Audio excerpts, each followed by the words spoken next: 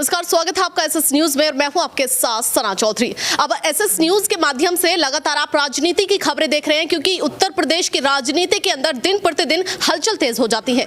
अब सीधा आपको बता देते हैं कि बसपा के जो जिला अध्यक्ष वीरेंद्र जाटव जी हमारे साथ मौजूद है। कहा जाता है कि बसपा से जो भी कैंडिडेट मैदान में उतर जाता है सत्ता उसी की बनती है। तो सीधा इनसे रुख करेंगे और जानेंगे कि इनकी पार्टी में कितनी हलचलें तेज हो गई हैं। जी, सबसे पहले स्वागत है आपका एसएस न्यूज में।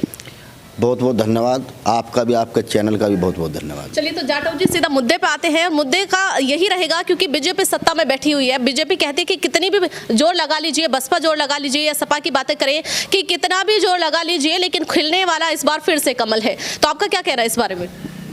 जनता इनको मुंह तोड़ जवाब देगी।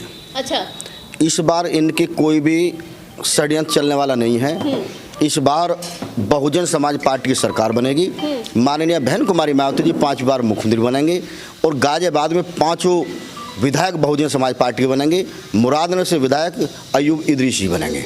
अच्छा, मुरादनगर से अयूब जी बनेंगे। बिल्कुल। चलिए, आपने कहा था कि जो जनता है वो बीजेपी को मुंह तोड़ जवाब देगी। वहीं योगी जी कहते हैं कि बीजेपी का ये कहना है, भाजपाइयों का कहना है कि जनता हमारे विकास को देख के वोट देगी, और नारा भी देते हैं कि भैया ऐसा विकास कराए कि कहीं देखने के लिए नहीं मिलेगा आपको।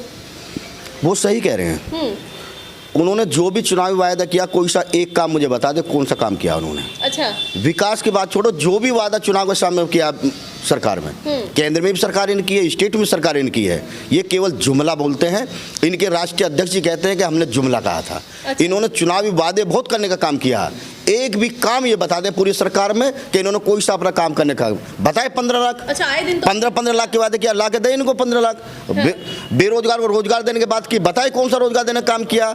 इस सरकार में तो जितनी भी परीक्षा हुई हैं उनको सारे पेपर आउट हुए हैं, कोई सिलेक्शन ईमानदारी से नहीं हुआ। पूरी भ्रष्टाचारी सरकार है। पूरी उत्तर प्रदेश सरकार, केंद्र सरकार, दोनों सरकार हर मुद्दे पर विफल है। सरकार नाम की कोई चीज नहीं है। पूरे प्रदेश में जंगल राज कायम है। यहाँ पर कोई कानून का राज नहीं है। पूरी तरह से हर मुद्दे पर सरकार विफल है। अच्छा, आप कह रहे हैं कि भैया विफल है सरकार। सरकार कहती है सबका साथ सबका विकास, कह रहे हैं कि भैया सबको लेके चले हैं और सबका विकास कराया है, और जनता इसी विकास को देख के हमें फिर से सत्ता में बिठाने वाली है। यदि सबका साथ सबका विकास, तो इनके विधायक मंत्री पार्टी छोड़कर क्यों भाग गए? इनकी भारतीय जनता पार्टी सरकार में क्यों भगदड़ पड़ गई? इनके विधायक पार्लियामेंट उसके विधानसभा के बाहर बैठ कर धरना क्यों दे रहे थे?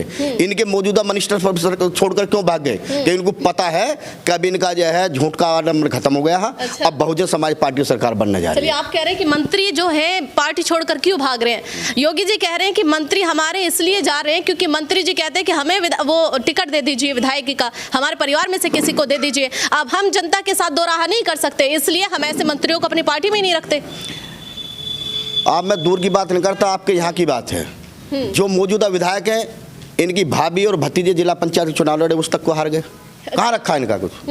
कोई मतलब नहीं है। मुरादनगर की जनता ने मन बना लिया कि अब की बार अयूब इदरीसी विधायक होंगे, और इसी के साथ साथ पूरे जनपद गाजियाबाद में 5 विधायक बहुजन समाज पार्टी के बनेंगे। ये मैंने पहले भी आप लोगों को चैनल के माध्यम से बोला था। जिला पंचायत का जो सेमीफाइनल हुआ था उसमें हमने कहा कि बहुजन समाज पार्टी नंबर 1 पर रहेगी।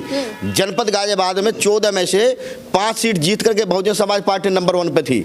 आज जनपद गाजियाबाद में 5 विधानसभा सीट है, हम आज भी नंबर 1 पे है, और 5 सीट बहुजन समाज पार्टी जीता कर। अच्छा, तो क्या क्या मुद्दे लेके उतरने वाले हैं इस बार आपके कैंडिडेट? बहुजन समाज पार्टी कभी भी चुनावी घोषणा पत्र जारी नहीं करती है, ना कोई चुनावी मुद्दा करती है। जो हमने काम किए हैं, ये रहे हमारे काम की लिस्ट, ये जाकर देख ले। बहुजन समाज पार्टी के 4 बार के सरकार को के अच्छे कार्यों को आज जनता याद कर रही है।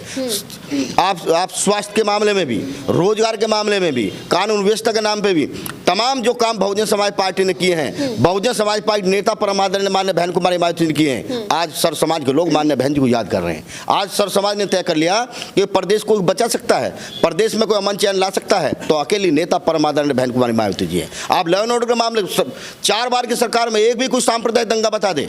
जब बहुजन समाज पार्टी की सरकार थी, एक भी सांप्रदायिक दंगा पूरे प्रदेश में हुआ था बता दे। कोई भी भ्रष्टाचार यदि हमारे किसी पदाधिकारी ने गलती की है तो माननीय बहन जी ने उसको भी जेल भेजने का काम किया है। आपके जो सर समाज के लोग थे, जो खुले आसमान के नीचे जीवन व्यतीत करते थे, जिनके पक्का मकान नहीं था, मान्यवर काशीराम आवास योजना के तहत बहुजन समाज पार्टी के नेता ने सबको निःशुल्क मकान देने का काम किया, सफाई कर्मचारी की नियुक्ति करने का काम किया, भूमिहीनों को पट्टे देने का काम किया, बेरोजगार को रोजगार देने का काम किया। हर तरह का काम करने का किया। गाजियाबाद में एक राजकीय डिग्री कॉलेज अकेला किसी ने बनाने का काम किया है तो मान्यवर Kashiram degree college Bahujan Samaj party के नेता ने बनाने का काम किया। मेट्रो लाने का काम हमारे नेता ने किया है। महामाया स्टेडियम बनाने का काम किया है। सरकारी अस्पताल संजय नगर में बनाने का काम किया है। और प्रदेश में यदि कोई खुशहाली ला सकते हैं, विकास की गंगा बहा सकते हैं तो बहुजन समाज पार्टी नेता परम आदरणीय बहन कुमारी मायावती ला सकते। अच्छा, बहन जी को जो है दलितों का मसीहा भी कहा जाता है, तो वहीं आजाद चंद्रशेखर आजाद की बातें करें जो कि दलितों के मंत्री हैं, नेता कहा जाता है उनको भी, तो ये आपस में गठबंधन क्यों नहीं कर लेते? ये कौन है? अच्छा, कौन चंद्रशेखर? कैसा चंद्रशेखर? कहाँ लेना देना? ये तो दूसरे पार्टी के, भारतीय जनता पार्टी के कांग्रेस छोटे एजेंट है। अच्छा। इनका कोई लेना देना नहीं है। आप बताइए, अरे इनको कोई एक सीट देने को तैयार नहीं है। ये कहीं से लड़ रहे, प्रधानी लड़ने की मान्य बहन जी की तुलना कर किससे बात कर रहे हैं? अच्छा, ये हमारे वार्ड के स्तर, वो किसी विधानसभा अध्यक्ष के स्तर के आदमी नहीं है। ऐसे कितने आए, कितने चले गए। पूरा देश का दलित समाज, ओबीसी समाज, सर समाज के लोगों ने मान्य बहन कुमारी मायावती नेता माना है। परम जितनी कुर्बानी, अरे इन्होंने कब किया है, क्या कुर्बानी की है?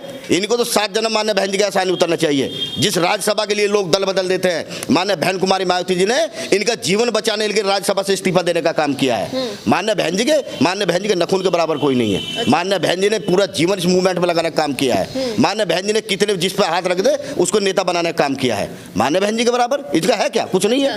तो बहन जी सिर्फ दलितों को लेके चलने वाली है, सबका साथ सबका विकास करने वाली? नहीं, बहुजन समाज पार्टी के नेता परम आदरणीय बहुजन समाज पार्टी के लिए ऐसे नेता है जो सामाजिक भाईचारा बनाने का काम करती है। अच्छा, सर समाज को सम्मान देने का काम करती है। बहुजन समाज पार्टी अकेले दलितों के नेता होते तो अयूब इदरीसी जी उम्मीदवार कैसे होते? आप हमारे गाजियाबाद से के शुक्ला जी बनाए हैं, लोनी से हाजी आकिल जी बनाए, वैश्य समाज से मोदी नगर से हमारे डॉक्टर पूनम बर्ग जी बताइए। तो हम एक जाति की बात करते हैं। बहुजन समाज पार्टी का पहला काम है कि जाति तोड़ो, समाज जोड़ो।